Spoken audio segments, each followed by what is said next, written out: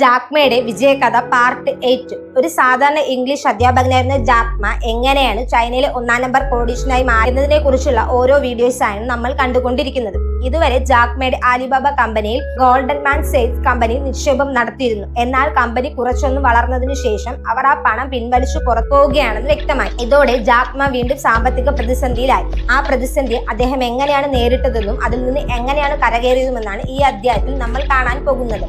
ഇത് Jack Ma sales സ്റ്റോറിയുടെ 8ാമത്തെ എപ്പിസോഡാണ്. Yahoo company ജാക്മയുടെ Alibaba കമ്പനിയിൽ നിക്ഷേപം നടത്താൻ മുന്നോട്ട് വന്നു. യാഹു വലിയ വളർച്ച കൈവരിച്ച ഒരു കമ്പനിയായിരുന്നു. എന്നാൽ 1999 ശേഷം ഗൂഗിൾ ആരംഭിക്കപ്പെട്ടു. ഗൂഗിൾ ആരംഭിക്കപ്പെട്ട ചില വർഷങ്ങൾക്കുള്ളിൽ തന്നെ അതിന്റെ വളർച്ച മികച്ചതായിരുന്നു.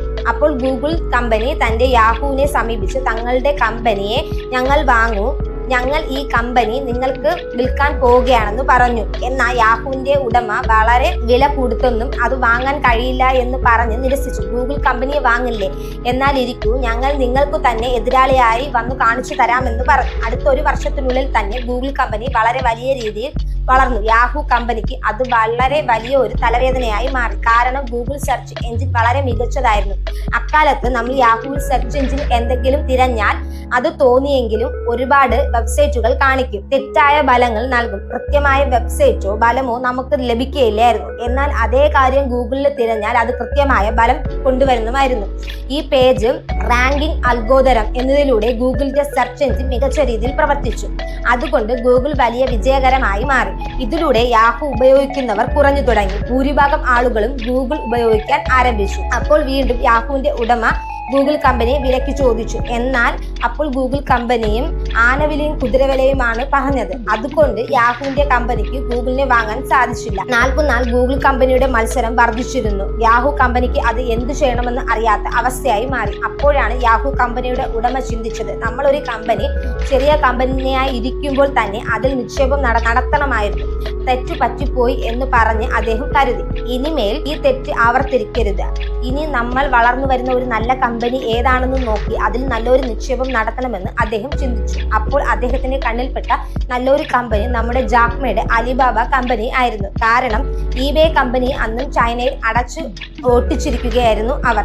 അതുകൊണ്ട് നമുക്ക് ജാക്മയുടെ കമ്പനിയിൽ നിക്ഷേപം നടത്താമെന്ന് കരുതി. അതുമാത്രമല്ല, ഏകദേശം $1 ബില്യൺ ഉടനടി യാഹു കമ്പനി നിക്ഷേപിച്ചു. ഇതിനെ തുടർന്ന് ആലിബാബ കമ്പനിയുടെ 40% ഓഹരികൾ യാഹു കമ്പനിക്ക് ലഭിച്ചു. ഇപ്പോൾ നേരത്തെ സോഫ്റ്റ് ബാങ്ക് കമ്പനിയുടെ തലവൻ മാസയുടെ പക്കൽ ആലിബാബ കമ്പനിയുടെ 30% ഓഹരികൾ ഉണ്ടായിരുന്നു. ഇപ്പോൾ യാഹു കമ്പനിയുടെ പക്കൽ 40% ഓഹരികളുമുണ്ട്.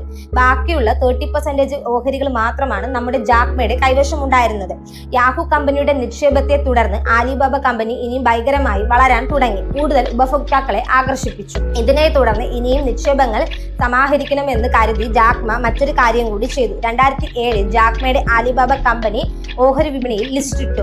ഇതിന്റെ പ്രാരംഭ വില, അതായത് ഒരു ഷെയറിന്റെ വില 13.50 നിരക്കിലായിരുന്നു വിൽപ്പന നടത്തിയത്. എന്നാൽ ആദ്യത്തെ ദിവസത്തിന്റെ വ്യാപാരത്തിനൊടുവിൽ ഒരു ഷെയറിന്റെ വില 3 മടങ്ങ് വർദ്ധിച്ചു 39.50 നിരക്കിൽ വിറ്റുപോയി. ഒരു ഷെയർ 3 മടങ്ങ് ലാഭമാണ് ലഭിച്ചത്. ആലിബാബ കമ്പനിയിലെ ജീവനക്കാരുടെ പക്കൽ ഏകദേശം 10% ഷെയറുകൾ ഉണ്ടായിരുന്നു. അത് ജീവനക്കാരുടെ പക്കൽ തന്നെയായിരുന്നു ഇരുന്നത്. ആ ഷെയറുകൾ കൈവശം വച്ചിരിക്കുന്നത് എല്ലാവരും ഒരൊറ്റ ദിവസം കൊണ്ട് ലക്ഷപ്രഭുക്കളായി മാറി. ഇത്രയും നാൾ, അതായത് ഏകദേശം 8 വർഷത്തോളം അവർ കഠിനാധ്വാനം ചെയ്ത് അധ്വാനത്തിന് ഇന്ന് ഒരൊറ്റ ദിവസം കൊണ്ട് ഫലം ലഭിച്ചു. ഈ നേട്ടം നിങ്ങൾ എല്ലാവരും അനുഭവിക്കണം. ആ ഷെയറുകളും വിറ്റ് ആഘോഷിക്കൂ എന്ന് ജാക്മ പറഞ്ഞു. ഇത്തരത്തിൽ ഓഹരി വിപണിയിലെ ആലിബാബ കമ്പനി വളരെ വലിയ കമ്പനിയായി മാറി. ഗൂഗിൾ കമ്പനിക്ക് നിക്ഷേപം ഓഹരി വിപണിയിൽ നിന്ന് ഏറ്റവും വലിയ നിക്ഷേപം സമാഹരിച്ചു നമ്മുടെ ആലിബാബ കമ്പനി. എല്ലാം ഭംഗിയായി നടക്കുമ്പോഴാണ് 2008 വലിയ സാമ്പത്തിക തകർച്ച ഉണ്ടാകുന്നു. ആഗോളതലത്തിൽ ഉണ്ടായ സാമ്പത്തിക പ്രതിസന്ധി. നിങ്ങൾ ഇലോൺ മസ്കിന്റെ കഥ കേട്ടിട്ടുണ്ടെങ്കിൽ നിങ്ങൾക്ക് നന്നായി അറിയാം. ഇലോൺ മസ്ക് ആ 2008 കാലഘട്ടത്തിൽ എത്രമാത്രം കഷ്ടപ്പെട്ടു എന്നും സ്പേസ് കമ്പനിയെയും ടെലസ് കമ്പനിയെയും രക്ഷിക്കാൻ അദ്ദേഹം എത്രമാത്രം ബുദ്ധിമുട്ടിയെന്നും നിങ്ങൾക്ക് നന്നായി അറിയാം. അദ്ദേഹം മാത്രമല്ല 2008 ഓഹരി വിപണിയിലെ വലിയ തകർച്ച നേരിട്ടു. അതുകൊണ്ട് എല്ലാ കമ്പനികളും വലിയ നഷ്ടത്തിലായിരുന്നു. ഒരു 10 മാസം മുമ്പ് തന്റെ ജാക്മയുടെ ആലിബാബ കമ്പനി ഓഹരി വിപണിയിൽ വന്നതുകൊണ്ട് നമ്മുടെ കമ്പനി, അതായത് ആലിബാബ കമ്പനി, ഒരു പരമാവധി വരെ രക്ഷപ്പെട്ടു. ജാക്മയുടെ കൈവശം ആവശ്യത്തിന് പണം ഉണ്ടായിരുന്നു. ഈ 2008 കാലഘട്ടത്തിൽ ഇങ്ങനെ തങ്ങളുടെ കമ്പനിയെ വീണ്ടെടുക്കാമെന്നും ഈ സാമ്പത്തിക പ്രതിസന്ധിയിൽ നിന്ന് എങ്ങനെ പുറത്തെടുക്കാമെന്നും മറ്റു കമ്പനികൾ ആലോചിച്ചുകൊണ്ടിരിക്കുമ്പോൾ ഇത് ആഗോളതലത്തിൽ നടക്കുന്ന ഒരു സാമ്പത്തിക പ്രതിസന്ധിയാണെന്നും നമ്മൾ ഇപ്പോൾ ഒന്നും ചെയ്യാൻ കഴിയില്ല, സാഹചര്യങ്ങൾ ശരിയാകുന്നത് വരെ ശാന്തമായി ക്ഷമയോടെ കാത്തിരിക്കണമെന്നും ജാക്ക് മാ പറഞ്ഞത്. ഇത് ജാക്ക് മേയിൽ നിന്നും നമ്മൾ പഠിക്കേണ്ട പ്രധാനപ്പെട്ട ഒരു കാര്യമാണ്. നമ്മൾ ആഗോളതലത്തിൽ ഒന്നും ശരിയായ രീതിയിൽ നടക്കുന്നില്ല എങ്കിൽ നമ്മൾ അപ്പോൾ ശാന്തമായി ക്ഷമയോടെ ഇരിക്കണം. ഇപ്പോൾ ആഗോളതലത്തിൽ ഒന്നും ശരിയായ രീതിയിലല്ല നടക്കുന്നതെങ്കിൽ ഇപ്പോൾ നമ്മൾ ശാന്തമായി ക്ഷമയോടെ ഇരിക്കണം. അപ്പോൾ ആഗോള തലത്തിൽ എല്ലാം ബിസിനസ്സും നന്നായി പോകുന്നു, നമ്മുടെ ബിസിനസ് മാത്രം മോശമാണ് എങ്കിൽ അപ്പോൾ നമ്മൾ എന്തെങ്കിലും പരിശ്രമങ്ങൾ നടത്തണം, ബിസിനസ് വികസിപ്പിക്കുന്നതിനെ കുറിച്ച് ചിന്തിക്കണം. എന്നാൽ ഇപ്പോൾ കാലഘട്ടം ആഗോള തലത്തിൽ ശരിയില്ല എങ്കിൽ ആ സമയത്ത് നമ്മൾ എന്ത് പരിശ്രമം നടത്തിയാലും അത് പരാജയത്തിലാണ് കലാശിക്കുക. ആ സമയത്ത് ധൃതി പിടിച്ച് യാതൊരുവിധ തീരുമാനങ്ങളും എടുക്കരുത്. അപ്പോൾ നമ്മൾ ചെയ്യേണ്ട ഒരേ ഒരു കാര്യം ക്ഷമയോടെ ഇരിക്കുക എന്നത് മാത്രമാണ്. ക്ഷമ ക്ഷമ ക്ഷമ. ആ സമയത്ത് നമ്മൾ ക്ഷമയോടെ മാത്രം ഇരിക്കണം എന്നാണ് ജാക്ക് മാ പറയുന്നത്. ജാക്ക് മായുടെ ക്ഷമയോടെ ഇരുന്നു.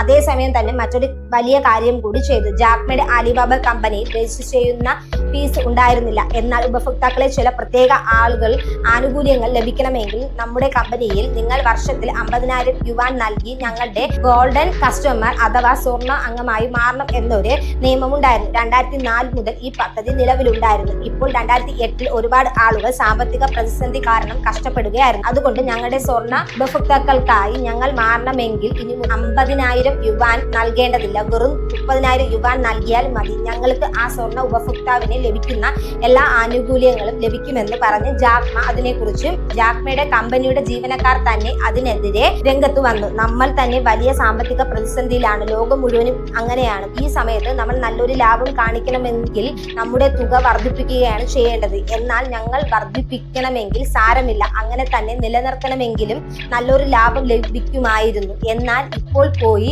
തുക കുറച്ചിരിക്കുകയാണല്ലോ എന്ന് അവർ അദ്ദേഹത്തിനോട് ചോദിച്ചു. അപ്പോൾ ജാക്ക് മാ പറഞ്ഞത് ഉപഭോക്താക്കളാണ് നമ്മുടെ ദൈവമാണെന്ന്. ഇപ്പോൾ ആഗോളതലത്തിൽ സാഹചര്യങ്ങൾ ശരിയല്ല. ഈ സമയത്ത് നമ്മൾ ഇവരെ ഇനിയും കഷ്ടപ്പെടുത്തരുത്. നമ്മുടെ കൈവശം നമ്മുടെ കമ്പനിക്ക് ആവശ്യമായ പണമുണ്ട്, ലാഭമുണ്ട്. ഇപ്പോൾ നമുക്ക് ലാഭമല്ല പ്രധാനം, നമ്മുടെ ഉപഭോക്താക്കളുടെ ക്ഷേമമാണ് പ്രധാനം. ഇങ്ങനെയുള്ള ഒരു കഠിനമായ കാലഘട്ടത്തിലാണ് നമ്മൾ അവരുടെ കൂടെ നിലനിൽക്കേണ്ടത് എന്നും ജാക്ക് മാ പറഞ്ഞു. അദ്ദേഹം പറഞ്ഞതുപോലെ തന്നെ നല്ല കാര്യങ്ങളാണ് സംഭവിച്ചത്. ഇങ്ങനെ ഒരു കഷ്ടപ്പാടിന്റെ കാലത്ത് ജാക്ക് മാ ലാഭം നോക്കാതെ ഉപഭോക്താക്കളുടെ ചെലവ് കുറച്ച് എന്നതുകൊണ്ട് ആലിബാബ കമ്പനിയെ ഒരുപാട് ആളുകൾ പുകഴ്ത്താൻ തുടങ്ങി. അത് ആലിബാബ കമ്പനിക്ക് വലിയ പരസ്യമായി മാറി. ഇനിയും ഒരുപാട് ഉപഭോക്താക്കൾ ആലിബാബ കമ്പനിക്കായി കൈകോർത്തു. ഇത്തരത്തിൽ ആലിബാബ കമ്പനി ഒരു വശത്ത് ഭയങ്കരമായി വളർന്നുകൊണ്ടിരുന്നു. അപ്പോഴും യാഹൂ കമ്പനി ഏകദേശം തകർച്ചയുടെ വക്കിലായിരുന്നു. ഗൂഗിൾ വന്നതിന് ശേഷം യാഹൂ കമ്പനിക്ക് വലിയ പ്രതിസന്ധിയാണ് ലഭിച്ചത്. ഈ 2018 സാമ്പത്തിക പ്രതിസന്ധി യാഹൂ കമ്പനിക്ക് പിന്നീട് എഴുന്നേൽക്കാൻ സാധിച്ചതേയില്ല. അപ്പോഴാണ് യാഹൂ കമ്പനിയെ മൈക്രോസോഫ്റ്റ് ഉടമ ബിൽ ഗേറ്റ്സ് വാങ്ങാമെന്ന് തീരുമാനിക്കുന്നത്. യാഹൂ കമ്പനിയുടെ ഉടമയും മൈക്രോസോഫ്റ്റ് കമ്പനിയുടെ ഉടമ ബിൽ ഗേറ്റ്സും തമ്മിൽ ചർച്ചകൾ നടന്നു. ഈ കരാർ എങ്ങനെ അവസാനിപ്പിക്കുമെന്ന് ഓർത്ത് നമ്മുടെ ജാക്ക് മാ ആശങ്കയിലായിരുന്നു. കാരണം യാഹൂ കമ്പനിയുടെ പക്കലാണ് നമ്മുടെ ആലിബാബ കമ്പനിയുടെ 40% ഓഹരികൾ ഉള്ളത്. അത്രയും നാൾ യാഹൂ കമ്പനിയുടെ ഉടമയ്ക്ക് നമ്മൾ സ്വതന്ത്രമായി ചില കാര്യങ്ങൾ തീരുമാനമെടുക്കാനുള്ള അവകാശം നൽകിയിരുന്നു. എന്നാൽ ഇപ്പോൾ യാഹൂ കമ്പനിയെ മൈക്രോസോഫ്റ്റ് വാങ്ങുകയാണെങ്കിൽ ആ കമ്പനി, അതായത് മൈക്രോസോഫ്റ്റ് കമ്പനി പറയുന്ന കാര്യങ്ങൾ നമ്മൾ കേൾക്കേണ്ടി വരും. അവർ നമ്മളെ സ്വതന്ത്രമായി പ്രവർത്തിക്കാൻ അനുവദിക്കുമോ എന്ന് അറിയില്ലായിരുന്നു. ഈ കരാർ എങ്ങനെയാകുമെന്ന് അദ്ദേഹം ആലോചിക്കുകയായിരുന്നു. എന്നാൽ യാഹൂ കമ്പനിയും മൈക്രോസോഫ്റ്റ് കമ്പനിയും തമ്മിൽ നടന്ന ചർച്ചകൾ പരാജയത്തിലാണ് കലാശിച്ചു. മൈക്രോസോഫ്റ്റ് കമ്പനി യാഹൂവിനെ വാങ്ങിച്ചതേയില്ല. ഇതോടെ ജാക്ക് മാ ആശ്വാസത്തോടെ നെടുവീർപ്പിട്ടു. ഇതേ സമയം തന്നെ ഇപ്പോൾ യാഹൂ കമ്പനിയുടെ പക്കലാണ് നമ്മുടെ ആലിബാബ കമ്പനിയുടെ ഭൂരിഭാഗം ഓഹരികളും ഉള്ളത്. അതുകൊണ്ട് ഇത് എന്നേക്കും നമുക്കൊരു അപകടം തന്നെയാണ്. യാഹൂ കമ്പനിയുടെ പക്കലുള്ള നമ്മുടെ കമ്പനിയുടെ ഓഹരികൾ കുറേശ്ശെയായി പണം നൽകി നമുക്ക് വാങ്ങാമെന്ന് അദ്ദേഹം തീരുമാനിച്ചു. ആദ്യ പടിയായി ഒരു 5% ഓഹരികൾ അവർ തിരികെ വാങ്ങി. ഇത്തരത്തിൽ കുറേശ്ശെ അടുത്ത 20 മാസത്തിനുള്ളിൽ തന്നെ 20% ഓഹരികൾ ജാക്ക് മാ തിരികെ വാങ്ങി. ഇപ്പോൾ യാഹൂ കമ്പനിയുടെ പക്കൽ ആലിബാബ കമ്പനിയുടെ വെറും 20% ഓഹരികൾ മാത്രമാണ് ഉണ്ടായിരുന്നത്. 2008 വലിയ സാമ്പത്തിക പ്രതിസന്ധി ലോകം മുഴുവനും ഉണ്ടായിരുന്നുവെങ്കിലും 2 വർഷത്തിന് ശേഷം, അതായത് 2010 ശേഷം ലോകം വീണ്ടും സാവധാനം വേഗത കൈവരിക്കാൻ തുടങ്ങി. സാഹചര്യങ്ങളെല്ലാം ശരിയാകാൻ തുടങ്ങി. അപ്പോൾ നമ്മുടെ ജാക്ക് മായുടെ ആലിബാബ കമ്പനിയും ഇനിയും വളരെ വലിയ രീതിയിൽ വളരാൻ ആരംഭിച്ചു. ലോകമെമ്പാടും നിന്നും അദ്ദേഹത്തിന് ഒരുപാട് ഉപഭോക്താക്കളെ ലഭിച്ചു. ഏകദേശം നമ്മുടെ ആലിബാബ കമ്പനിയുടെ മൂല്യം പല മടങ്ങായി വർദ്ധിച്ചു. ഇനിയും വ്യക്തമായി പറയുകയാണെങ്കിൽ സോഫ്റ്റ് ബാങ്ക് കമ്പനിയുടെ തലവൻ മാസ തുടക്കത്തിൽ നിക്ഷേപിച്ച $20 മില്യൺ അത് ഏകദേശം $20 ബില്യൺ ആയി വളർന്നിരുന്നു. ആ മട്ടിൽ 10 മടങ്ങ് ലാഭമാണ് ആലിബാബ കമ്പനി നൽകിയത്. ഇത്തരത്തിൽ കമ്പനിയെ വളർന്നതിനു ശേഷം കമ്പനിയുടെ ചുമതലകൾ അടുത്ത തലമുറയെ യുവാക്കളുടെ കയ്യിൽ ഏൽപ്പിച്ചുകൊണ്ട് കമ്പനിയുടെ പദവികളിൽ നിന്ന് ജാക്ക് മാ ഒഴിഞ്ഞു. നമ്മൾ ചൈന രാജ്യത്തിനായി ഒരുപാട് കാര്യങ്ങൾ ചെയ്തു കഴിഞ്ഞു, ഇനി ഈ ലോകത്തിനായി എന്തെങ്കിലും ചെയ്യണമെന്ന് അദ്ദേഹം ആഗ്രഹിച്ചു. ആഫ്രിക്കൻ രാജ്യങ്ങളിൽ കഷ്ടപ്പെടുന്ന ജനങ്ങളുടെ വിദ്യാഭ്യാസ ചെലവുകൾക്കായി അദ്ദേഹം സഹായിച്ചു. അതുപോലെ യുവബാധിതരായ ആളുകളെയും അഭയാർത്ഥികർക്കും അദ്ദേഹം സഹായം നൽകി. തന്റെ പണത്തിൽ ഭൂരിഭാഗം അദ്ദേഹം സഹായം നൽകി സഹായിച്ചു. 2019 ലോകത്തിലെ ഏറ്റവും മികച്ച കാരുണ്യ പ്രവർത്തന ഹീറോ ഓഫ് ഫിലിപ്പിയൻ തെറാപ്പിസ്റ്റ് പുരസ്കാരം അദ്ദേഹത്തിന് ലഭിച്ചു. ആ അളവിൽ ഒരുപാട് പണം നൽകി അദ്ദേഹം ദാനമായി നൽകിയിരുന്നു. എല്ലാം ഭംഗിയായി നടന്നു പോകുമ്പോഴാണ് 2020 കൊറോണ വരുന്നത്. കൊറോണ കാരണം എന്തൊക്കെയാണ് സംഭവിച്ചതെന്ന് നിങ്ങൾക്കൊക്കെ എല്ലാവർക്കും നന്നായി അറിയാം. എല്ലാ ബിസിനസ്സുകളെയും അല്പം തകരാറിലാക്കി തുടങ്ങി. അപ്പോഴാണ് 2020 ജാക്ക് മാ ചൈനീസ് ഗവൺമെന്റിനെതിരെ ഒരു കാര്യം പറഞ്ഞത്. നമ്മുടെ ചൈനീസ് ഗവൺമെന്റ് ഈ കൊറോണയെ തുടക്കത്തിൽ തന്നെ കൃത്യമായി കണ്ട് അതിനായുള്ള പ്രതിരോധ നടപടികൾ സ്വീകരിച്ചിരുന്നു എങ്കിൽ ഇന്ന് ലോകം ഇത്രയും വലിയൊരു പ്രതിസന്ധിയിൽ അകപ്പെട്ടില്ലായിരുന്നു. കൊറോണ പടർന്നു പിടിക്കാൻ പ്രധാന കാരണം ചൈനീസ് ഗവൺമെന്റ് തന്നെയാണെന്ന് തുടക്കത്തിൽ ചൈനീസ് ഗവൺമെന്റിനെ കുറിച്ച് ചില കാരണങ്ങൾ കൂടി പറഞ്ഞ് ചൈനീസ് ഗവൺമെന്റിന്റെ മേൽ പരസ്യമായി ചില കുറ്റാരോപണങ്ങൾ ഇദ്ദേഹം ഉന്നയിച്ചു. ഇത് ചൈനീസ് ഗവൺമെന്റിന്റെ പ്രസിഡന്റിനെ ഭയങ്കരമായി ദേഷ്യം പിടിപ്പിച്ചു. അപ്പോൾ നമ്മുടെ നാട്ടിലൊക്കെ ആരെങ്കിലും ഒരാൾ, അതായത് ഒരു ബിസിനസ്സുകാർ ഗവൺമെന്റിന് എതിരെ സംസാരിച്ചാൽ എന്താണ് ചെയ്യുക? അദ്ദേഹത്തിന്റെ കമ്പനിക്കെതിരെ CBI റെക്കോർഡ് ഒക്കെ വിടുമല്ലോ. അതേപോലെ തന്നെയാണ് ചൈനീസ് ഗവൺമെന്റും ചെയ്തത്. ആലിബാബ കമ്പനിയിൽ വിൽക്കുന്ന പല സാധനങ്ങളും വ്യാജ സാധനങ്ങളാണെന്നും ആലിബാബ കമ്പനി തന്നെ ഒരു തട്ടിപ്പ് കമ്പനിയായേക്കാമെന്നും വാർത്തകൾ പ്രചരിപ്പിച്ചു. ആലിബാബ കമ്പനിയെ പിടിച്ചു നിൽക്കാൻ ചൈനീസ് ഗവൺമെന്റിന് ശ്രമങ്ങൾ നടത്തി. ആ കമ്പനിയുടെ ഓഹരി വിപണിയിൽ ഇടിഞ്ഞു. ജാക്ക് മാ എങ്ങനെയാണ് സംസാരിച്ചത് കൊണ്ട് ചൈനീസ് ഗവൺമെന്റ് ഇങ്ങനെയൊക്കെ ചെയ്യുന്നതെന്ന് എല്ലാവർക്കും അറിയാമായിരുന്നു. എങ്കിലും ഗവൺമെന്റിന് നേരെ ഒന്നും ചെയ്യാൻ സാധിക്കില്ലായിരുന്നു. അതിനുശേഷമാണ് ചൈനീസ് ഗവൺമെന്റ് അല്പം ചിന്തിച്ചത്. ചൈനയിലെ തന്നെ ഏറ്റവും വലിയ കമ്പനികളിൽ ഒന്നാണ് ഇപ്പോൾ ആലിബാബ കമ്പനി. ഈ കമ്പനി തകർന്നാൽ അത് ചൈനയുടെ സാമ്പത്തിക വ്യവസ്ഥയെ തകരാറുന്നതിന് മൂല്യമാണെന്നും അതുകൊണ്ട് ആലിബാബ കമ്പനിയെ ബുദ്ധിമുട്ടിക്കാതെ അവർ വിട്ടു. അതുകൊണ്ട് ഓഹരി വിപണിയിലെ തകർച്ച സാവധാനം കുറഞ്ഞു വന്നു. എന്നാൽ ഇത്തരത്തിൽ ജാക്ക് മാ ചൈനീസ് ഗവൺമെന്റിന് എതിരെ സംസാരിച്ചതിനു ശേഷം ജാക്ക് മായ്ക്ക് എന്ത് സംഭവിച്ചുവെന്ന് ആർക്കും അറിയില്ലായിരുന്നു. ജാക്ക് മാ ഈ അഭിമുഖം നൽകിയതിനു ശേഷം അദ്ദേഹത്തെ കുറിച്ച് യാതൊരു വിവരവും ഇല്ലായിരുന്നു. ഏകദേശം 5 മാസത്തോളം ജാക്ക് മാ എവിടെയാണെന്ന് തിരഞ്ഞിട്ടും കണ്ടെത്താൻ സാധിച്ചില്ല. എവിടെയാണ് ജാക്ക് മാ, വേർ ഈസ് ജാക്ക് മാ എന്ന് ലോകം ചോദിക്കാൻ തുടങ്ങി.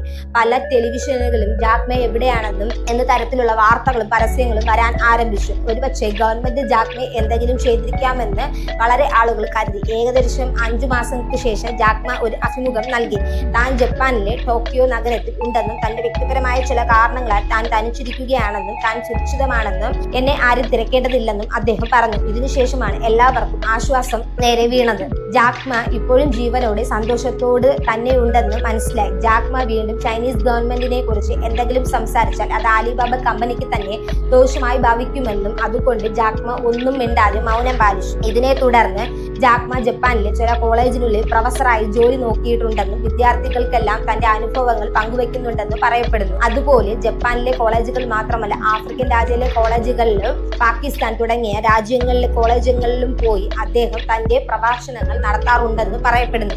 ഇത്തരത്തിൽ ജാക്ക് മാ തന്റെ കമ്പനിയിൽ നിന്നും ഒഴിഞ്ഞു മാറിയിട്ടുണ്ടെങ്കിലും അദ്ദേഹത്തിന്റെ കെട്ടിപ്പടുത്ത ആലിബാബ കമ്പനി കഴിഞ്ഞ 2023 ഏകദേശം $126 ബില്യൺ വരുമാനമാണ് നേടിയത്. ഈ അളവിൽ ആലിബാബ കമ്പനി ഇന്നും മികച്ച ഒരു കമ്പനിയായി ലാഭം കൊയ്യുന്നുണ്ട്. ചിലർ പറയുന്നു ജാക്ക് മായുടെ ഒരു കോളേജ് പ്രൊഫസറായും ഗസ്റ്റ് ലെക്ചറായും തന്റെ ജീവിതം നയിക്കുന്നു എന്നും അതാണ് ആലിബാബ കമ്പനിക്കും നല്ലത്, അദ്ദേഹത്തിനും നല്ലതെന്ന് അവർ പറയുന്നു. ഇപ്പോൾ ഒരു ബിസിനസ്സുകാരൻ 1 കോടി രൂപ ലാഭമായി സമ്പാദിച്ച അതിൽ 30% നികുതി നൽകണം. അതായത് 1 കോടി രൂപയിൽ 30 ലക്ഷം രൂപ നികുതിയായി തന്നെ പോകും, ഗവൺമെന്റിലേക്ക് ശരിയായി നൽകണം. ഈ നികുതി പണം നല്ലത് തന്നെയാണ്, എന്നാൽ അത് ജനങ്ങളിലേക്ക് ചൈനയാണ് നല്ലത്. പക്ഷേ ഇടയിലുള്ള ചില രാഷ്ട്രക്കാർ ഈ നികുതി പണമല്ല അഴിമതി നടത്തി ആ ബിസിനസ്സുകാരെ ദേഷ്യം വരുമോ ഇല്ലയോ? ഇങ്ങനെയുള്ള ദേഷ്യമാണ് ജാക്ക് മായ്ക്കും വന്നിട്ടുള്ളത്. ജാക്ക് മായുടെ കഴിവ് കൃത്യമായ സമയത്ത് വെളിപ്പെടുത്തുന്നത്. ജാക്ക് മാ കൃത്യമായ ഇടങ്ങളിൽ കരുക്കൾ നീക്കിക്കൊണ്ട് ഇരിക്കുകയാണ് ചെയ്യുന്നത്. വൈകാതെ തന്നെ ചൈനീസ് ഗവൺമെന്റിന് വലിയൊരു പദ്ധതിയിൽ ജാക്ക് മാ ഉണ്ടാകുമെന്ന് പറയപ്പെടുന്നു. കാരണം ചൈനീസ് ജനതയ്ക്ക് ഇടയിൽ ജാക്മയ്ക്ക് വലിയൊരു ബഹുമാനവും ആദരവും ഉണ്ട്. ജാക്മയ്ക്ക് ചൈനീസ് ജനതയുടെ വലിയൊരു പിന്തുണയും ഉണ്ട്. അതുമാത്രമല്ല, ലോകരാഷ്ട്രങ്ങൾക്കിടയിലും ജാക്മയ്ക്ക് വലിയൊരു പിന്തുണയും ഉണ്ട്. അതുകൊണ്ട് കൃത്യമായ അവസരത്തിൽ ജാക്മ പുറത്തു വരും. ചൈനയുടെ പ്രസിഡന്റായി മാറാൻ വളരെ അദ്ദേഹത്തിന് സാധ്യതയുണ്ടെന്ന് പറയപ്പെടുന്നു. ജാക്മയുടെ ഒരു ശാന്തമായ പ്രൊഫസറായും തന്റെ ജീവിതം തുടരുമോ, അതോ പ്രസിഡന്റായി ചുമതലയേറ്റ് ലോകരാജ്യങ്ങളുടെ മുന്നിൽ ചൈനയുടെ തലവൻ തന്നെ മാറാൻ പോകുമോ എന്നാണ് നമ്മൾ കാത്തിരുന്ന് കാണേണ്ടി വരും. ജാക്മയുടെ കഥയിൽ നിന്നും നമ്മൾ ഒരുപാട് കാര്യങ്ങൾ പഠിക്കേണ്ടതുണ്ട്. നിങ്ങൾ എന്താണ് പഠിച്ചതെന്ന് കമന്റ് സെക്ഷനിൽ അറിയിക്കാൻ മറക്കരുത്. ഈ വീഡിയോ ഇഷ്ടപ്പെട്ടെങ്കിൽ വീഡിയോ ലൈക്ക് ചെയ്ത് നമ്മുടെ ചാനൽ മറക്കാതെ സബ്സ്ക്രൈബ് ചെയ്യണേ.